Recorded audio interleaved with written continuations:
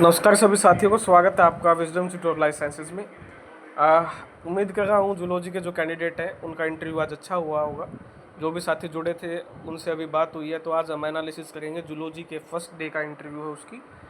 तो 2 पैनल बैठे थे, ऐसा सुनने में आया है, जो साथियों ने बताया 2 ही पैनल बनाए हुए हैं और 2 ही इवनिंग में थे पैनल। उसके अलावा कल लास्ट डे है जूलॉजी के इंटरव्यू का, बिकॉज कंपटीशन ज़्यादा नहीं है, थोड़े ही बच्चे हैं आपके। ठीक है, जितनी पोस्ट है लगभग उतने ही आपके कैंडिडेट है, थोड़े से ज़्यादा है। वो भी जो कंपटीशन है लगभग वो कंपटीशन आपका जनरल में ही है, बाकी कंपटीशन नहीं है, नेग्लिजिबल है, ना के बराबर है। तो अभी बात करेंगे आपके क्या क्या क्वेश्चंस पूछे गए हैं, किस तरीके के पूछे। बड़ा शानदार इंटरव्यू है, HPSC को दाद देनी पड़ेगी इस चीज़ की कि भाई उन्होंने बड़े अच्छे तरीके से इंटरव्यू कंडक्ट करवा रही है। जो बाहर की आपके स्टेट के बच्चे हैं उन्होंने भी तारीफ़ की है।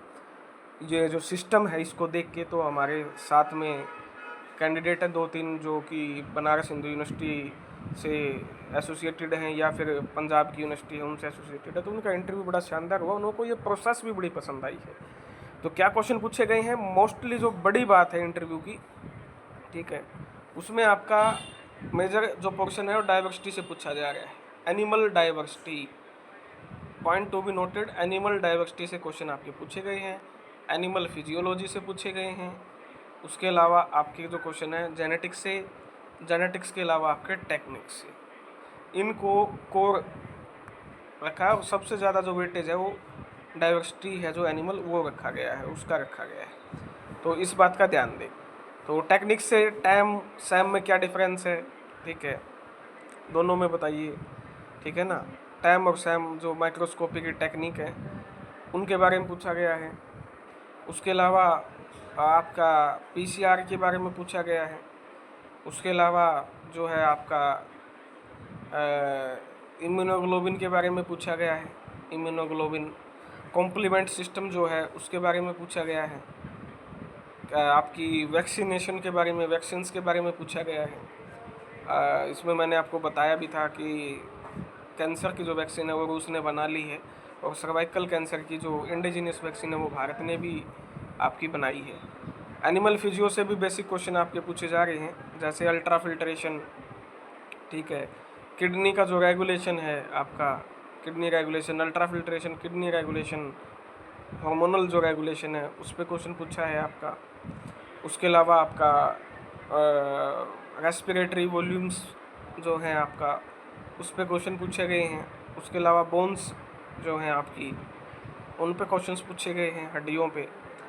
और डाइवर्सिटी में तो बेसिक क्वेश्चंस को पूछा गया है, कवर किया गया है, जैसे आपका कोक्सल ग्लैंड के ऊपर, एंटिनल ग्लैंड के ऊपर, ठीक है, विजडम टिथ्स के ऊपर जो हमारे दांत है उसके ऊपर क्वेश्चन पूछा गया है।